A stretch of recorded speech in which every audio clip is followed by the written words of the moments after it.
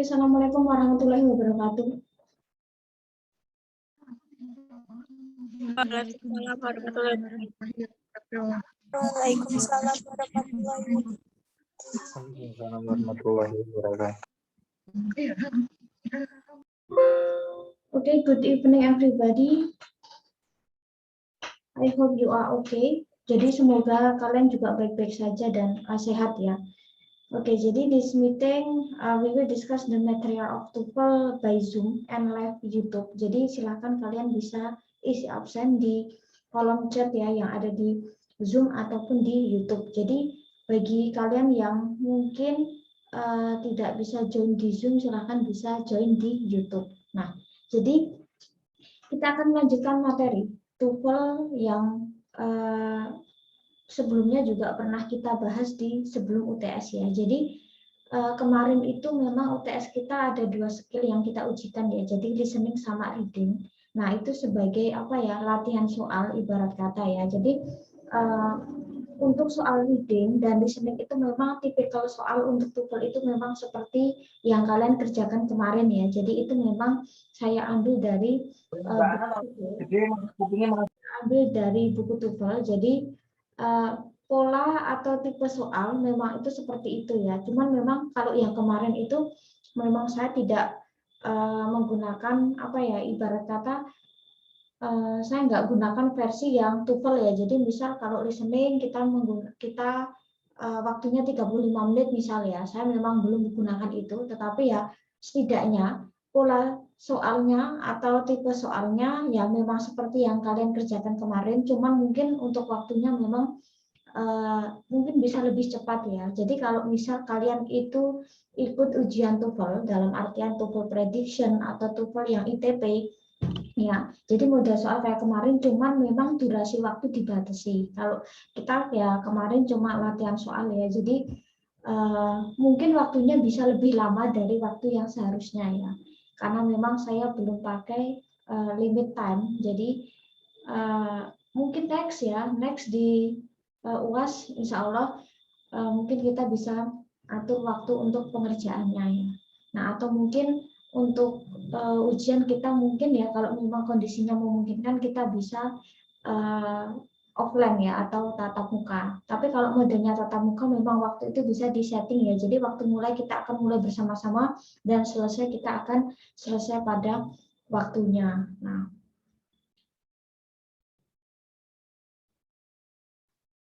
terus UTS kemarin kita sudah, sebelum UTS ya kita sudah sekilas bahas tentang listening, kita sudah bahas tentang reading. Jadi listeningnya seperti itu ya untuk native speaker yang asli. Jadi untuk listening memang menggunakan native speaker dan untuk reading itu memang banyak apa ya teks-teks yang ilmiah ya yang dia biasanya mencakup segala bidang keilmuan. Nah, terus kita akan ke section yang ketiga. Jadi section pertama itu biasanya listening, section kedua itu reading, terus section yang ketiga itu adalah structure and written expression. Nah, jadi untuk di section 3 ini waktunya itu biasanya cenderung lebih cepat ya. Kalau katakanlah kalau di listening kemarin 50 soal ya, harusnya 50 soal waktunya itu sekitar 35 sampai 40 menit ya. Terus di reading itu 50 soal harusnya waktunya itu sekitar 55 sampai 60 menit. Nah, kalau di sini yang section 3 ini yang biasanya cukup membuat stres, ya, membuat frustasi karena soalnya cuma 40 sih, nggak 50 kayak listening sama reading. Soalnya iya dia cuma 40 soal, tetapi waktunya itu hanya sekitar 25 menit ya. Nah, jadi kita anggap aja kira-kira satu soal itu berapa menit. Nah, nggak ada berapa menit ya, bahkan mungkin hanya berapa detik ya. Nah, kalau di listening kita diuji bagaimana kita bisa memahami apa yang diucapkan oleh speaker, nah, baik speaker A, speaker B, atau hanya satu speaker katakanlah ya. Kalau di reading kita diuji bagaimana kita mampu memahami bacaan, ya, kita mampu memahami teks, kita mampu memahami makna, isi, ya, atau sejumlah informasi baik tersirat atau tersurat di dalam teks Maka kalau di bagian structure and written expression, kita akan diuji oleh grammar, tata bahasa, dan ini biasanya memang susah. Nah, kalau di structure and written expression seperti yang pernah saya bilang sebelumnya, saya pernah discuss sebelumnya. Kalau ini ada dua sesi ya, jadi structure sama written. Kalau di structure itu modelnya adalah multiple choice ya, pilihan ganda. Kita disuruh mencari jawaban yang benar. Tetapi kalau di written expression ya, itu modelnya ada satu kalimat gitu ya. Dan kita memang ada ABCD-nya, tetapi kita disuruh mencari jawaban yang salah. Nah, kita akan sekilas nih bahas beberapa rumus ya, beberapa rumus yang ada di structure sama written expression, karena intinya dua soal, tipe soalnya itu beda, cara jawabnya beda, tetapi secara materi grammar itu sama ya. Tetap structure itu ya lebih ke pilihan ganda, multiple choice, tapi kalau written expression itu lebih kayak ke essay ya, essay. Jadi kita disuruh mencari jawaban yang salah, kalau di structure mencari jawaban yang benar ya. Cuman cara menjawabnya aja yang beda, tetapi untuk materi grammar-nya itu tetap sama. Nah, jadi saya juga ingin tekankan di awal, jadi di structure ini memang babnya, bab materi yang biasanya keluar di structure sama written expression itu cukup banyak. Ada sekitar 60 bab ya, 60 bab. Nah, jadi saya tidak janji di awal ya, saya nggak janji bahwa 60 bab itu kita bisa selesaikan dalam setengah semester ya. Jadi mungkin kita akan bahas ibarat kata mungkin beberapa bab ya, beberapa bab di awal, nanti selebihnya saya bisa berikan PowerPoint atau materi atau beberapa cara atau rumus untuk menjawab ya, nanti kalian bisa pelajari sendiri. Jadi sebenarnya kalau kita mau belajar TOEFL lesnya itu lama, lesnya itu bisa bulanan, bisa minimal 1 bulan, 3 bulan, 6 bulan itu baru les ya, karena memang sangat banyak materi. Listening aja memang cara menjawabnya tuh ada banyak ya, seperti kalau kalian udah buka yang cara menjawab listening ya, listening itu part A itu ada berapa video, part B berapa video, part C berapa video, dia sudah hampir 30-an materi itu baru di listening. Di reading masih agak ringan, tapi kalau di structure and written expression itu bab grammarnya ada 60 bab. Jadi kita nggak bisa selesaikan dalam setengah semester. Mungkin bisa, cuman kalau grammar itu ibarat kata kayak kita kembali ke awal sih, kayak kita kembali ke awal ke bahasa Inggris dasar, nah, lebih ke situ. Jadi selebihnya nanti silakan untuk dipelajari sendiri. Nah, sama halnya kalau nanti ada latihan soal ya, atau mungkin katakanlah tes yang structure and written expression, setidaknya ya kalian coba aja untuk menjawab ya. Nah, yang penting ketika nanti ada soal, katakanlah ya, itu jangan sampai dikosongi ya, tetap harus diisi. Nanti saya akan buat kolom bahwa kolom itu harus diisi. Jadi tidak ada jawaban yang kosong. Nah, oke, kita akan ke skill pertama. Jadi mungkin kita akan ke mungkin tiga skill dulu mungkin yang dasar ya. Nah, jadi sebenarnya ini juga ulang sih. Nah, oke. Jadi ada 60 bab. Jadi kalau kita selesaikan 60 bab, nah itu pasti juga nggak akan selesai ya. 60 bab itu banyak sekali ya. Nah,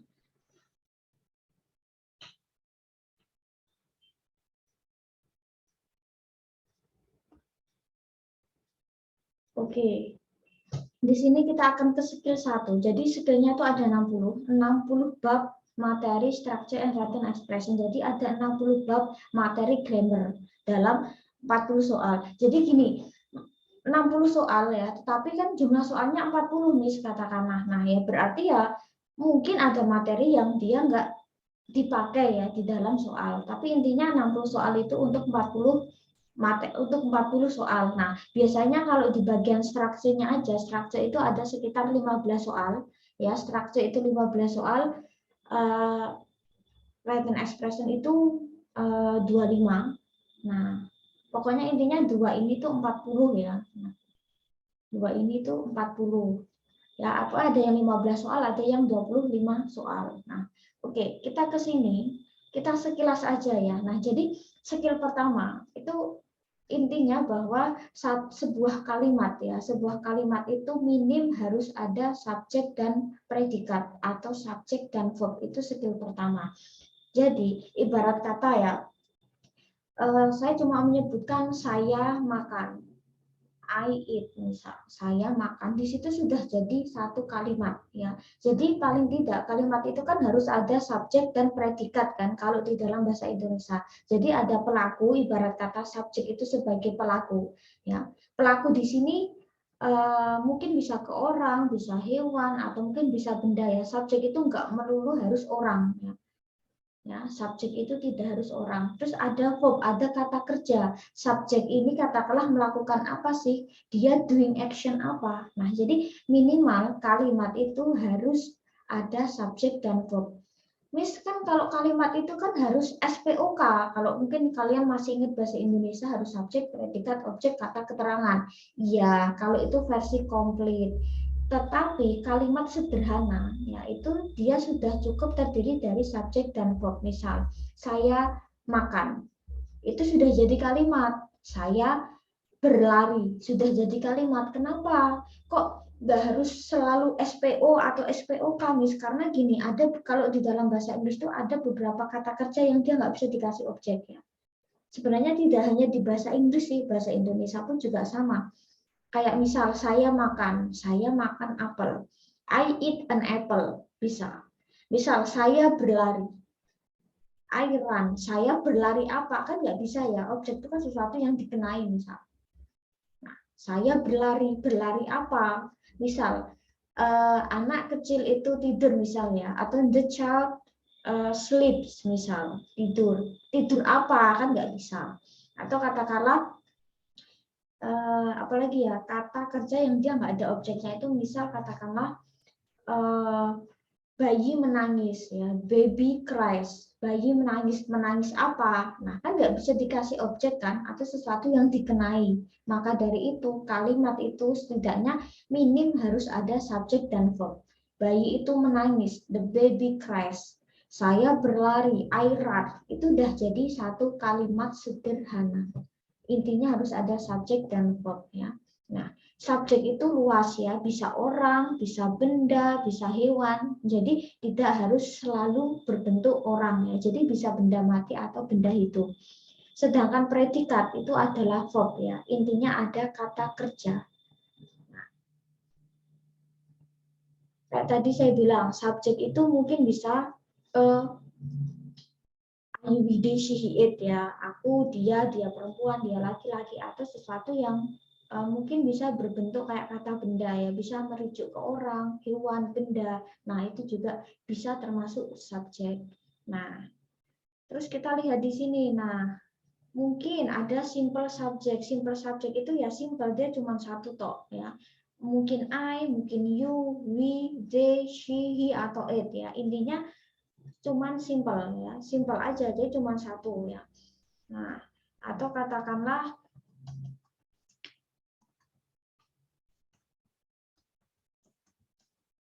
jadi cuma simple, jadi ada I, misal I eat an apple, misal you read a book. Nah, jadi setidaknya dia cuma satu, simple itu satu subjek saja.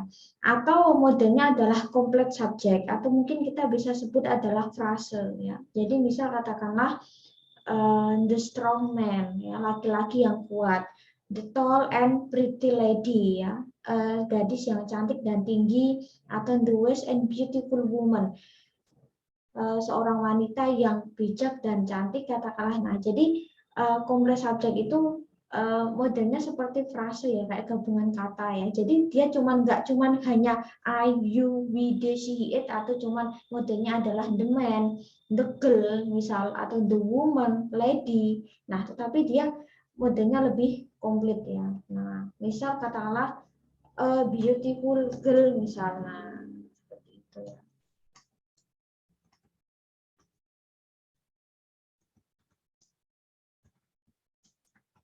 Nah, jadi ibarat kata dia versi komplit ya, atau mungkin kita bisa sebut adalah frase ya. Jadi dia cuma nggak hanya sekedar cuman baby, woman, the man, the girl, tetapi ada versi komplit ya, ada sesuatu yang menerangkan ya, misal oh seorang gadis yang cantik, seorang bayi yang cute misal, oh seorang laki-laki yang kuat misal, oh seorang gadis yang cantik dan tinggi. Jadi modelnya adalah ada modifikasi kata sifat ya dari subjek itu. Nah, atau kempan itu lebih kayak majemuk ya. Biasanya kalau kempan subjek itu dia terdiri dari dua subjek ya. Misal the girl and her mother. Misalnya. Nah, jadi modelnya adalah ada dua subjek ya, pelaku ya. Misal katalah you and I. Nah, love each other, kamu dan aku.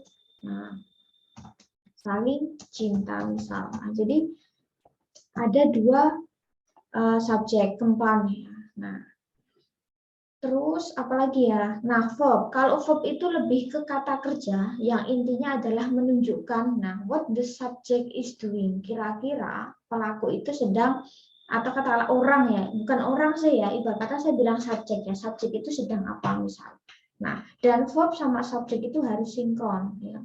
Harus connect ya. Katakanlah kalau kalau di present ya, kalau di present tense itu katakanlah kalau are you we they, maka kata kerjanya tidak pakai SES. Tapi kalau yang memakai she he it, maka memakai SES untuk kata kerjanya. Nah, jadi subjek dan verb itu harus sesuai. Nah, kayak tadi saya bilang, verb itu tadi ada yang butuh objek, ada yang tidak kan. Nah, jadi ada kata kerja yang memang dia butuh objek. Nah, sebenarnya banyak sekali yang misal yang bisa dikasih objek ya, kayak tadi makan apa misal. Biasanya kalau transitive verb itu lebih ke apa yang biasanya ya. Jadi kita bisa tanya, saya makan apa? Oh, makan apel. Terus menjual, katakanlah yang dijual apa? Oh, ternyata yang dijual tiket misal. Closes misal, close. Yang ditutup apa misal? Oh, ternyata pintu. Bake misal, yang dipanggang atau yang dibakar apa, katakanlah oh ternyata cake atau kue. Nah, jadi biasanya bisa ditanyai dengan apa ya. Kalau intransitif ya, itu biasanya dia tidak bisa dikatai dengan apa. Kayak tadi di awal saya bilang bahwa berlari, kata berlari misalnya. Apalagi ya, mungkin seperti kata berlari, terus misal berlari apa kan nggak bisa, jadi dia nggak bisa dikasih objek. Berenang apa itu juga nggak bisa dikasih objek ya. Terus katakanlah apalagi ya, duduk misal, duduk apa itu kan juga nggak bisa dikasih objek ya. Tetapi duduk di mana, berenang di mana, berlari di mana, nah itu bisa dikasih kata keterangan tetapi tidak objek ya. Jadi nggak semua kata kerja bisa dikasih objek ya. Misal sampai apa kan nggak bisa ya. Nah, terus tidur misal, tidur apa? Nah, ini juga nggak bisa dikasih objek. Terus, nah kita belajar juga tentang auxiliary verb ya, atau mungkin helping verb yang tujuannya adalah sebagai kata kerja, tetapi kalau di sini, nah sebagai to be. Nah, jadi gini, ibarat kata, contohnya satu modal dulu deh. Nah, jadi modal verb. Jadi misal kata can, may, must, shall, will, need. Nah, itu termasuk modal ya. Jadi kata kerja yang berbentuk modal. Can, may. Can itu bisa, may itu boleh, must itu harus. Nah, will itu akan ya, need itu butuh. Nah, jadi itu termasuk juga kata kerja, tetapi bentuknya modal. Nah, terus seperti yang saya bilang tadi, ya, subjek dan verb harus sinkron ya, harus sesuai ya. Oh, kalau Mark itu kan sebagai he, maka dia kata kerjanya pakai s, misal kalau di present tense. Tetapi kalau model past tense, siapapun subjeknya, maka verbnya itu menggunakan verb 2 kan. Nah, verb 2 itu mungkin bisa bentuk reguler atau irregular. Terus selanjutnya, nah di sini nih, jadi ternyata verb itu to be itu juga verb ya. Jadi to be itu termasuk verb, kata kerja. Tetapi dia itu bukan kata kerja yang modelnya adalah verb real ya. Kalau saya bilang ya. Jadi bukan modelnya itu kan kalau kalimat itu kan setidaknya harus ada subjek dan verb. Iya, harus ada subjek dan verb. Tetapi kalau di dalam bahasa Inggris ya, to be kayak kata is, am, are, was atau were itu disebut juga verb atau disebut kata kerja. Kenapa? Nah, ya, misal gini ya. Cuman kalau modelnya dia adalah to be, biasanya kata yang mengikutinya itu biasanya bentuknya mungkin bisa kayak kata sifat, nah kayak kata sepur, terus kata benda. Nah, jadi setelah to be itu biasanya dia tidak ada kata kerja. Nah, ibarat kata gini misal, saya makan, I eat. Misal, saya mengajar, I teach. Ada kata mengajar. Nah, konsepnya itu gini, kalau di dalam bahasa Inggris sesuatu itu harus ada subjek dan verb. Misal saya ingin menyebutkan dia cantik, misal dia gadis cantik atau mungkin dia cantik. Nah, kalau kita translatekan per kata ya, nah dia itu misal katakanlah she. Cantik itu beautiful. Si beautiful nggak bisa jalan. Kenapa? Karena nggak ada verbnya. Kalau di dalam bahasa Inggris harus ada verbnya. Beda kalau bahasa Indonesia. Bahasa Indonesia itu tidak ada mengenal ibarat kata to be kan. Nggak ada is, am, are, was, atau were kan kalau di dalam bahasa Indonesia. Nah, tetapi kalau dalam bahasa Inggris mengenal yang namanya to be. To be di sini fungsinya sebagai kata kerja. Ketika kita nggak mendapatkan kata kerja, kita memakai to be untuk verb. Misal dia cantik, she beautiful, nggak bisa jalan.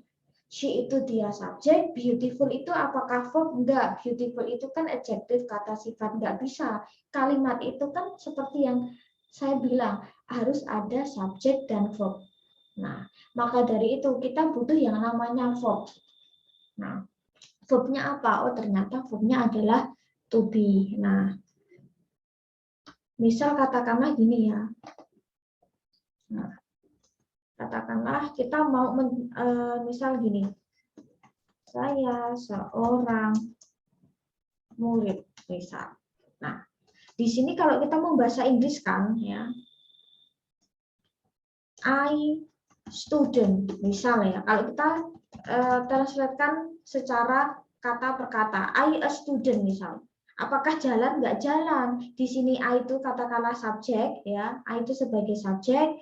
Student itu kan bukan verb, dia adalah kata benda ibarat kata ya. Student kan jenis noun kata benda. Benar masih ingat di pelajaran bahasa Inggris 1. Nah, kita butuh nih, berarti di sini kan nggak ada verb kan. Nah, verbnya apa?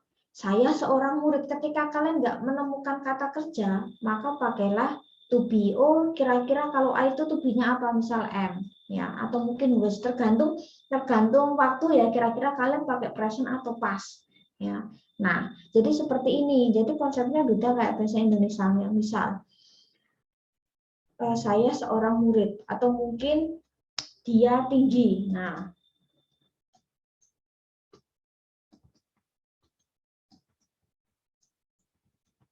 misal dia tinggi, katakanlah ya. Nah, terus kita mau misal he, katakanlah he, misal tall, misal dia itu tinggi, misal kan otomatis kita mau. Nah, di sini ada subjek kan, ada subjek. Di sini bukan verb, berarti kita butuh verb. Nah, berarti apa? Oh, ternyata he is atau he was. Nah, jadi seperti itu. Jadi fungsinya ini biasanya bisa digunakan ketika kita modelnya pengen kayak ngarang ya, ibarat kata misal, nah, atau mungkin katakanlah saya ada di kelas,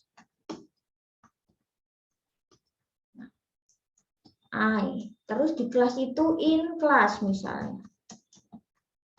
Masa I in class, saya di kelas. Di sini kan nggak ada kata kerja kan, berarti kita pakai to be, berarti I am atau mungkin I was in class. Nah, jadi modelnya seperti itu. ibarat kata ya, katakanlah kalau kita bisa sedikit ngarang sedikit ya, karena ini penting sih, subjek dan verb itu dia akan mengaruh ke skill-skill setelahnya ya. Jadi intinya bahwa skill 2, skill 3, 4, 5 itu akan tetap mengacu ke skill pertama. Intinya subjek dan verb ya. Nah, mungkin ini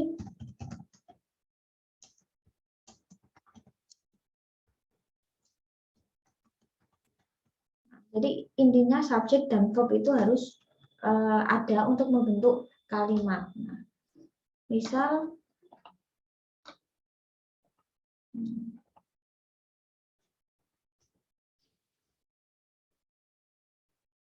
oke, seperti ini di sini. Nah, I am a student. Di sini ada subjek, ada verb.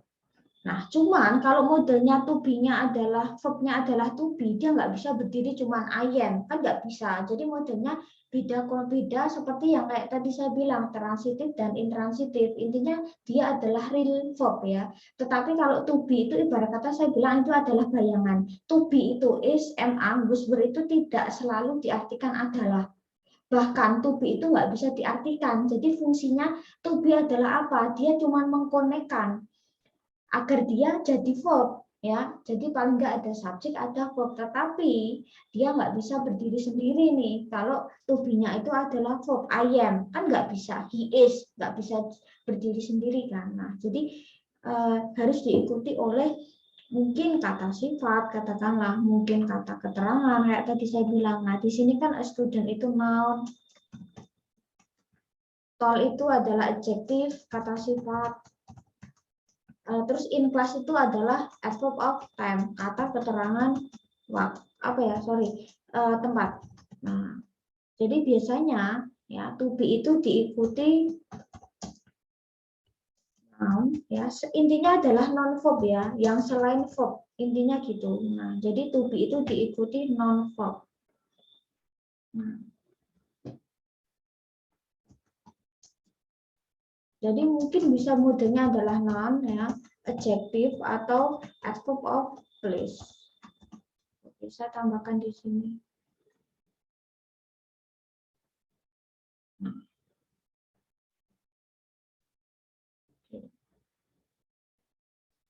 Oke, terus di skill pertama ini baru materi dasar. Nah, jadi di skill pertama, nah kayak tadi saya bilang kalimat itu minim harus ada subjek dan verb. Nah, biasanya yang muncul di TOEFL, nah ini nih saya tambah ya, yang muncul di TOEFL terkait dengan subjek dan verb itu apa? Nah, yaitu 3 masalah ini ya. Nah, apa subjek atau verbnya tidak ada. Jadi kalau biasanya ini biasanya di soal nomor 1, 2, soal awal lah. Subjek atau verbnya tidak ada. Jadi cuma ada ibarat kata subjeknya doang atau mungkin ada verbnya doang. Yang kedua itu mungkin bisa juga subjek dan verbnya semua nggak ada. Ya, itu biasanya masalah. Atau yang ketiga, subjeknya itu ada double atau verbnya ada double. Nah, ini biasanya yang jadi masalah di TOEFL. Nah, misal gini, kalimat itu tidak memiliki subjek. Nah, kita akan lihat di sini. Nah, di sini ini adalah contoh soal. Nah, di sini ada kata was picked up for meals on the freeway. Biasanya TOEFL itu di structure ya. Salah satu kuncinya. Kadang gini, kalau kita banyak mengartikan, kita akan kehabisan waktu, itu otomatis ya. Jadi karena waktu kita terbatas ya, jangan mencoba untuk mengartikan karena itu akan membutuhkan waktu yang sangat banyak ya. Kita harus sibuk mengartikan, kita fokus aja. Kita langsung analisis di sini. Di sini kosong. Terus kita langsung analisis. Di sini ada was. Was itu apa tadi? To be kan? To be itu SMA was were. Berarti ini adalah verb ya. Berarti ini adalah verb. Was back up. Ketika kalian menemukan to be plus verb 3, maka dia adalah pasif. Was back up. Jadi kalian nggak fokus ke sini. Ketika kalian menemukan to be, pasti itu verb. Itu pasti. Nah, berarti di sini verbnya ada. Kalian nggak usah fokus ke belakang. Kalau tadi contohnya apa? Kalimat minim harus ada subjek dan verb. Di sini verbnya ada, berarti kita kehilangan. Nah, berarti kita kehilangan apa? Kita kehilangan subjek. cari yang sekiranya bisa jadi subjek. Nah, kira-kira apa? Apakah yesterday? Yesterday itu kata keterangan waktu ya. Nggak bisa, dia adverb of. Nah, nggak bisa jadi subjek. Kayak saya bilang, keterangan waktu ya keterangan waktu. In the morning itu juga keterangan waktu. Traffic, kemacetan, bisa ya. Kayak tadi saya bilang, subjek itu nggak melulu cuman orang, bisa benda, hewan, orang ya. Jadi dia luas. Traffic, oke, ini masih oke. Ya, dia ibarat kata noun ya. Cars itu juga noun, bisa jadi subjek. Nah, Kak tadi saya bilang subjek itu bisa noun atau pronoun. Nah, kira-kira terus kok ada pilihan C sama D ya, Miss? Kita kira-kira milih yang apa? Nah, kita lihat di sini ada was. Was itu kira-kira tunggal atau jamak? Oh, karena was itu digunakan biasanya untuk siapa? Oh, untuk she, untuk he, untuk it. Berarti sesuatu yang tunggal kan? Kalau jamak berarti pakainya were. Nah, kalau jamak pakainya were. Nah,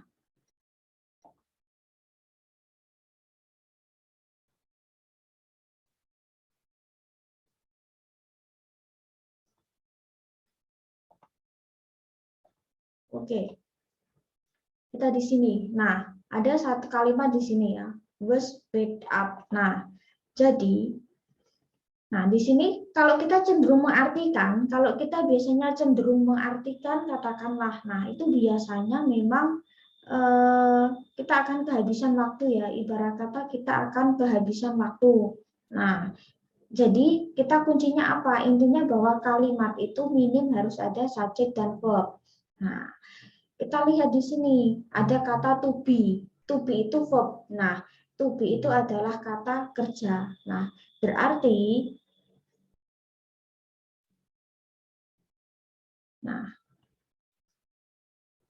di sini ada kata was, oh berarti ini to be. Nah, terus kita nggak usah terus mengartikan semuanya ya, bahwa oh ini adalah apa misalnya. Intinya harus ada subjek dan verb. Nah, di sini kita lihat.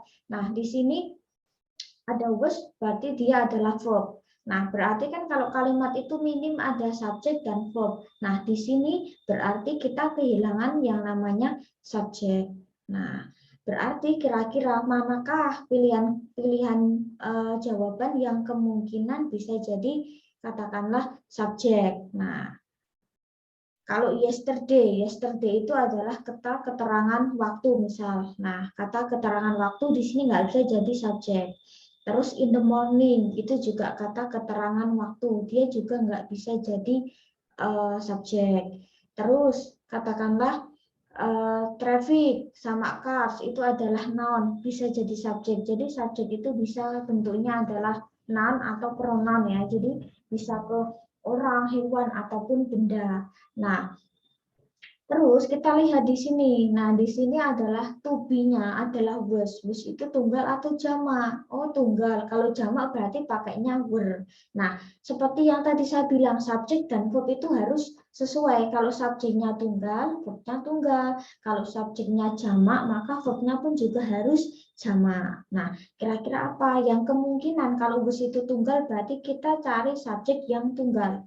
Traffic, misal. Nah, di sini traffic di sini. Nah, kita lihat biasanya kan kalau jamak itu kalau kata benda itu kan endingnya s kan, biasanya kan s atau es. Nah, di sini kita lihat traffic di sini tanpa ses. Nah, oh kemungkinan ini adalah tunggal. Kalau yang bawah cars itu kan ada ending s kan, berarti kan mobil-mobil banyak. Nah, kira-kira sesuai nggak dengan was? Ternyata yang sesuai adalah yang traffic. Nah, karena tunggal. Kalau di sini cars ini harusnya jadinya were. Ya.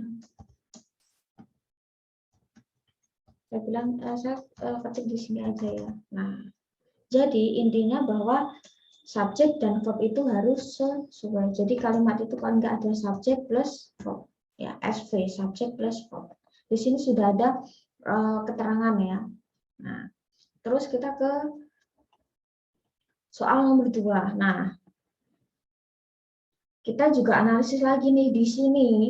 Oh, ada kata was, pasti di sini adalah verb. Di sini nggak ada subjek, berarti kira-kira mana yang jadi subjek? Loudly. Loudly itu adalah adverb, kata keterangan, keterangan cara. Biasanya kalau ada kata sifat di belakangnya ny itu biasanya jadi keterangan ya. Loudly itu dengan keras, dengan kencang. In the morning, keterangan waktu. Nah,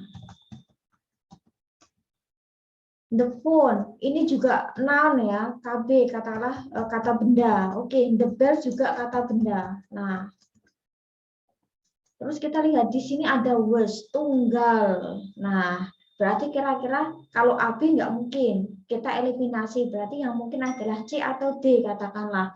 Nah, terus kita lihat, oh ternyata yang subjeknya tunggal yang mana? Karena was tunggal, berarti kita cari yang tunggal. Oh, the phone itu tunggal. Terus the bells itu akhiran S itu jamak. Berarti jawabannya adalah yang, nah,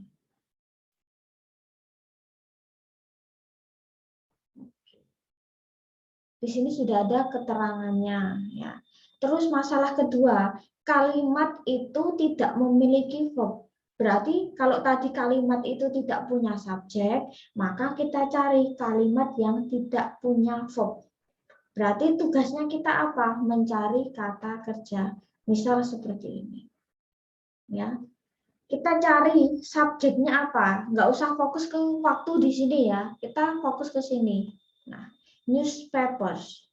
Newspapers. Nah, di sini kayak seperti saya bilang, subjek tidak melulu harus orang, bisa benda, bisa hewan. Subjek itu biasanya letaknya di awal banget. Nah, berarti kan ini pasti subjek biasanya ya. Newspapers. Nah, kita lihat di sini katakanlah. Nah, di sini ada jamak ya. Newspapers berarti kan koran-koran banyak. Kita butuh verb, mana yang jadi verb? Delivery misal. Nah, delivery itu bukan kata benda ya, tapi dia noun. Nah, apakah noun itu bisa jadi verb? Nggak bisa ya. Verb itu ya verb. A delivered. Nah, di sini ada to be. To be itu kayak saya bilang, to be itu adalah verb ya. Berarti ini adalah verb. Ya, tetapi dia bentuknya adalah pasif. Ya. On time. Oke, ini adalah keterangan waktu. Regularly, dia juga keterangan waktu secara teratur. Nah, berarti yang jawaban yang benar adalah yang B. Nah, jadi dalam bahasa Inggris itu banyak sekali ya. Ketika kalian menemukan to be plus verb 3, ya, dia adalah pasif. Jadi kalimat pasif. Di apa misal kalau, nah, terus di sini kita lihat di sini kan jamak ya. Dia subjeknya jamak, maka verbnya pun juga sama menggunakan a. A delivered itu berarti dikirimkan, disampaikan, dikirim. Nah, jadi to be verb 3 itu akan jadi otomatis pasif ya. Artinya di misal. Dan itu kan kalau verb kata kerja itu kan nggak melulu cuman aktif ya, tetapi bisa juga pasif. Jadi ibarat kata makan. Terus kata kerja juga dimakan. Baca, membaca, terus dibaca itu juga namanya verb ya, cuman bentuknya adalah pasif.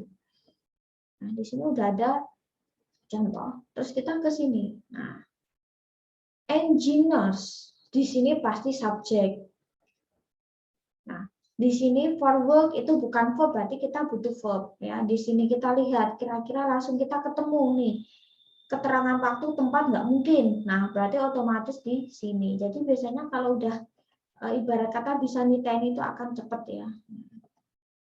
Terus masalah selanjutnya, kalimat itu memiliki subjek dan verb tapi tidak sempurna. Ada subjek, ada verb, tetapi tidak komplit. Nah, contohnya ini. Kira-kira yang mana? Nah,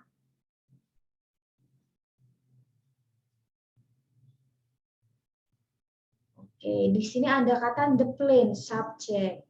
Di sini kan ada verb juga iya. Nah, biasanya kalau ketika masuk di sini, kita udah pelajari banyak tenses nih harusnya. Ya. Jadi, kira-kira mana yang kemungkinan jadi jawaban. Nah, oke, di sini. katakanlah di sini ada kata landing, di sini udah ada subjek ya. Nah, di sini ada verb-nya. Di sini verb, tetapi verb-nya itu kayak ibarat kata kayak ada yang kurang. Kurang apa misal? Nah, apakah mungkin kurang to be? Apakah mungkin katakanlah kurang apa? Nah, kita akan jawab di sini.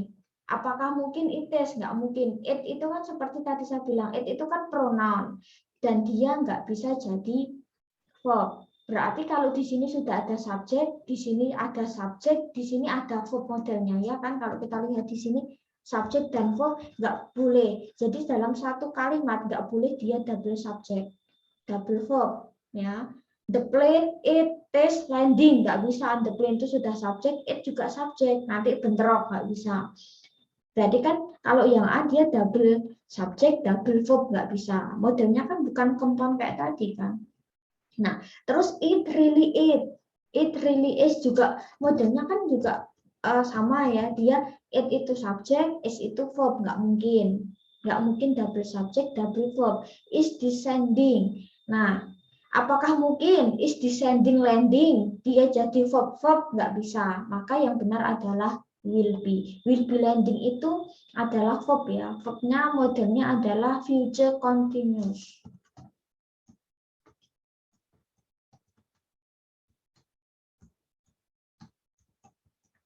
Nah, di sini sudah ada keterangannya. Ini pun juga sama, the boy subject, he is, apakah he is juga? Nah, di sini ada going to. Nah, ini pun juga sama, ada he, masa the boy, he is going kan nggak mungkin. The boy ada he lagi double subject. He always was, di sini subject, di sini verb. Mungkin bisa di sini was going bisa jalan bis iya, tapi masa the boy terus ada he kan nggak mungkin. Is relaxing, apakah mungkin is relaxing going? Nggak mungkin, berarti yang will be. Ya, ini juga future continuous. Nah, jadi itu adalah skill pertama. Jadi intinya bahwa subjek dan verb itu harus selalu ada. Jadi skill pertama itu adalah biasanya terkait dengan skill-skill selanjutnya ya, skill 2, skill 3, skill 4, 5 itu pasti juga akan mengacu ke skill pertama. Jadi intinya subjek dan verb itu harus ada. Nah, terus kita akan coba ke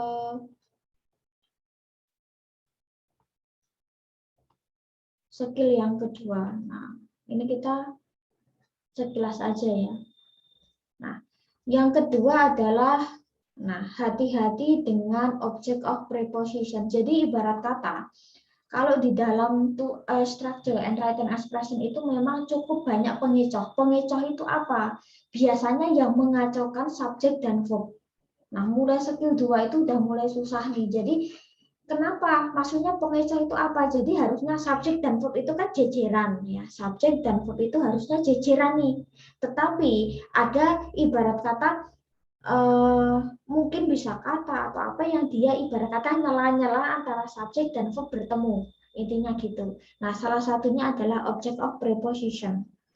Nah, object of preposition itu lebih ke, jadi ibarat kata dia bisa berbentuk frase atau gabungan kata, ya, yang dia biasanya diawali dengan preposisi. Preposisi itu apa? Kata depan, misal kata ini, ya. Nah, ini adalah preposisi. Nah, kata depan, misal kata about, below, di bawah, in, di, near, di dekat, between, with, misal on, di atas, misal to, ke, at, before, after, misal under, di bawah, from, dari. Jadi ketika, ini yang namanya preposition. Terus object of preposition itu apa? Ya, misal kata yang saya garis bawah, at the kitchen, during the meeting, ya, from her with my family, under the tree, after lunch, at the restaurant, next to my boyfriend, inside the house. Jadi object preposition itu ibarat kata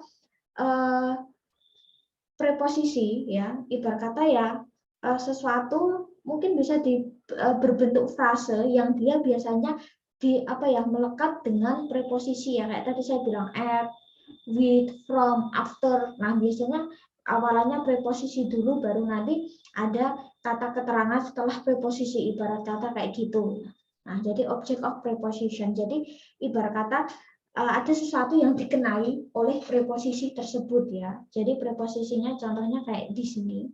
Nah, contohnya gini ya. Yang saya kurung adalah object of preposition. Nah, misal, the trip to the island on Saturday will last for 3 hours. Perjalanan ke benua di hari Sabtu ya akan berakhir selama 3 jam. Ibarat kata seperti itu. Nah, di sini kayak tadi saya bilang object of preposition itu yang mana? Nah, ini biasanya kata setelahnya itu biasanya itu yang namanya object of preposition. Nah, perjalanan ke benua di hari Sabtu akan berakhir untuk 3 jam. Nah, ibarat kata kalau object of preposition saya hilangkan, ya, selesai. Kalimatnya sebenarnya cuma ini doang. Di sini ada apa? Ada subjek, terus di sini ibarat kata ada verb. Udah, sebenarnya kan ini, ya. Sebenarnya ini. Nah, tetapi ya, kalimatnya sebenarnya ini, dia ada subjek, ada verb. Will itu kan kayak tadi saya bilang, will itu kan verb, tapi modelnya modal kan, tapi dia kata kerja. Nah, sebenarnya modelnya adalah subjek verb. The trip will last. Oh, tripnya akan berakhir. Tripnya akan berakhir ya. Nah, di sini kan sebenarnya kalimatnya itu, tetapi ada pengecoh yang mengacaukan si trip ya, si subjek dan verb ini kan bersatu ibarat kata. Kenapa? Gara-gara object of preposition. To the island on Saturday for 3 hours.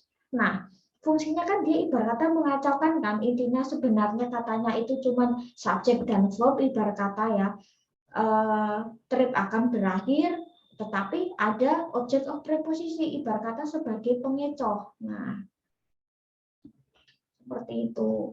Misal katakanlah contoh lain ya.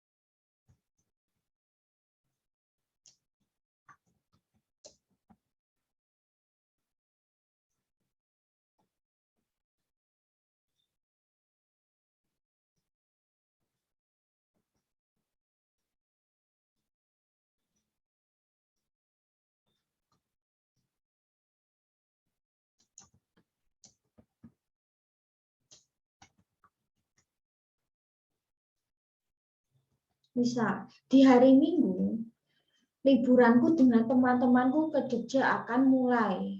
Nah, jadi dia intinya akan mulai liburan pada hari Minggu bersama teman-teman. Intinya gitu. Nah, di sini ada kalimat kayak gini. Object of preposition yang mana? Kayak tadi ada kata on. Oh, berarti ini object preposition. With my friend, object of preposition. Nah, terus apalagi misal to Jogja, ke Jogja ini juga object preposition. Berarti sebenarnya kalimatnya adalah cuma ini ya. My holiday will begin. Udah selesai kalimatnya gitu. Piknikku itu sebenarnya akan mulai misalnya. Tetapi kan ada ini ya. Jadi ibarat kata dia kayak menambah keterangan ya. Keterangan apa? Mungkin keterangan waktu, mungkin bisa keterangan tempat. Nah, jadi itu juga termasuk object of preposition. Jadi intinya harusnya subjek dan verb, tetapi ada pengecoh kayak tadi ya. Kayak tadi di sini ya. Nah, the trip to the island on Saturday will last for 3 hours. Misal seperti ini. Kita lihat. Ini ada soal di sini. di sini kita lihat kira-kira preposisi yang mana. Oh, ternyata kata to.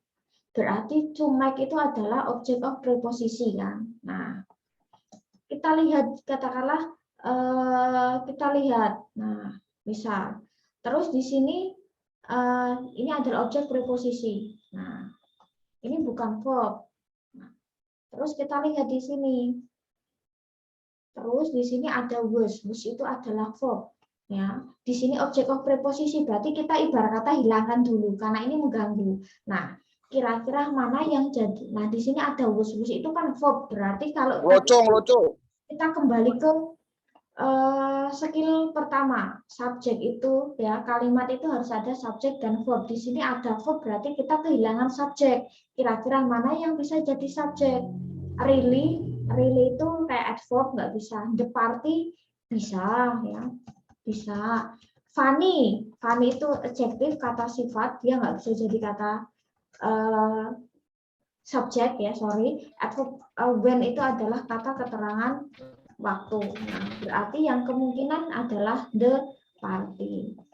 Kenapa? Di sini kita lihat the party kan tunggal, maka verbnya juga harus tunggal. Kalau di sini the parties, maka di sini adalah were. Ini ada keterangan ya.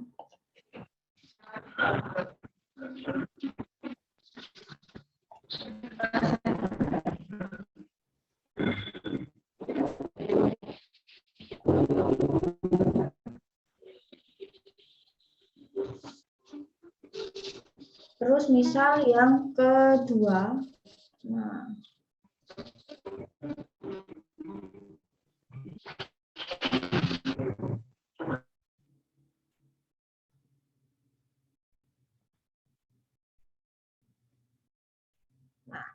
terus yang kedua, terus di sini with his friend, dengan temannya. Di sini kita lihat mana yang object of preposition. Oh, ternyata katakanlah di sini ada with his friend, berarti ini adalah object of preposition. Ada kata with ya. Sorry, ini saya langsung edit. Ada with, terus ada noun atau pronoun. Nah, di sini ada kata from itu verb. Nah, berarti kita kehilangan subjek. Kira-kira mana yang bisa jadi subjek? Apakah has?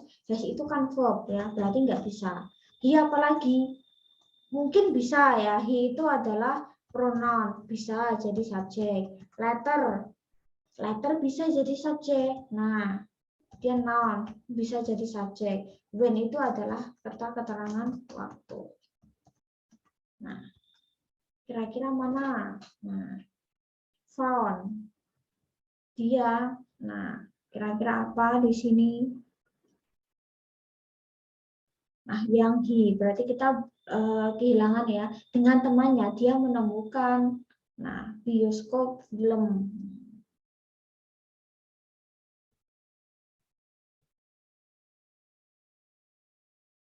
Ini pun juga sama ya. With her friend, berarti di sini she. She entered the class. Dengan temannya, berarti dia memasuki kelas. Has, when, sama letter nggak bisa jadi subjek. Nah, ini pun juga sama. Ada kata after reading the book. Di sini object of preposition. Nah, berarti ini mengganggu. Ada kata will go. Ada verb. Berarti kita butuh subjek. Kira-kira mana yang jadi subjek? Nah, kalau enak sih kalau sudah ada nama kayak gini ya. Nah, jadi seperti itu. Itu di skill 2.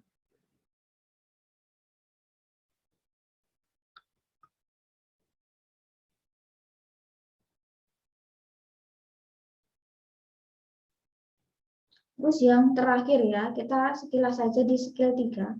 Jadi skill 3 itu adalah ini.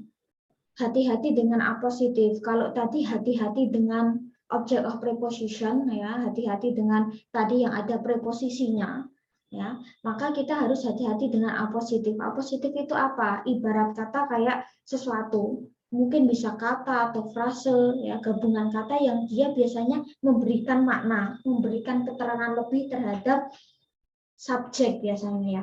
Entah itu mungkin di dalam noun-nya atau pronoun-nya ya. Jadi intinya dia biasanya menjelaskan lebih tentang subjeknya. Nah, itu biasanya juga jadi pengecoh. Nah, misal biasanya dia letaknya di sini. Peletakan apositif itu biasanya ada dua. Yang pertama adalah di belakang non atau pronoun, atau mungkin saya bilang di belakang subjek ya. Nah, misal, Mistira, an English lecture teaches English online misal. Nah, di sini kita lihat. Nah, an English lecture ini yang disebut adalah apositif. Jadi dia menerangkan tentang apa? Mistira, sebenarnya kan kata Mistira teaches English online kan dia sebenarnya sudah subjek dan verb. Tetapi ada tambahan, Mistira seorang guru bahasa Inggris misal mengajar bahasa Inggris online. Jadi apositif itu yang di garis merah. Ya. Jadi dia bisa apositif itu bisa di belakang subjek ya, di belakang ini. Nah, atau katakanlah dia modelnya yang kedua ini ya. Jadi dia diletakkan di depan subjek. Seorang dosen bahasa Inggris, Mistira, maksudnya namanya Mistira, sedang mengajar bahasa Inggris online. Nah, jadi cuma letaknya kalimat aja yang tidak. Jadi ibarat kata keterangannya itu mungkin diletakkan setelah subjek atau sebelum subjek. Yang intinya dia adalah menerangkan si subjek itu sebenarnya. Ya. Nah, misal teman kita ya namanya Joe. Nah, atau mungkin teman kita yaitu si Joe ya, maksudnya berarti apositifnya Joe, atau berupa frase. Frase itu kayak gabungan kata ya. Saudaraku seorang insinyur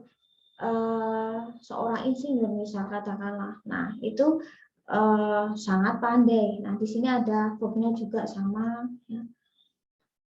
Hobinya berlayar. Nah, di sini pun juga intinya kan menerangkan tentang ini ya. Mimpinya untuk menang misalnya. Jadi ibarat kata biasanya di koma-koma biasanya ya untuk penulisannya. Jadi apositif itu kayak sebenarnya ya kayak tadi saya bilang menerangkan subjek. Jadi menerangkan apa? Memberikan makna atau keterangan lebih terhadap subjek ya. Entah itu bentuknya noun atau pronoun. Misal, my father a policeman is very diligent. Di sini kan sebenarnya ini enggak penting kan? Iya kan? Karena sebenarnya katakanlah my father is very diligent itu sebenarnya udah jadi kalimat kan?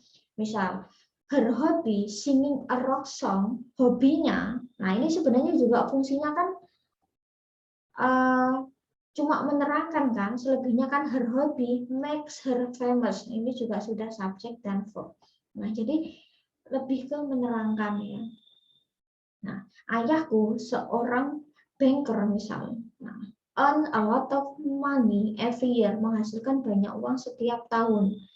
Nah, a girl in a long skirt, ya, seorang gadis dengan rok yang panjang, Daisy, namanya Daisy, used to go out with me. Jadi biasa pergi denganku misalnya. Nah, di sini pun juga menunjukkan bahwa ini seorang gadis dengan rok panjang itu nerangin siapa sih Daisy.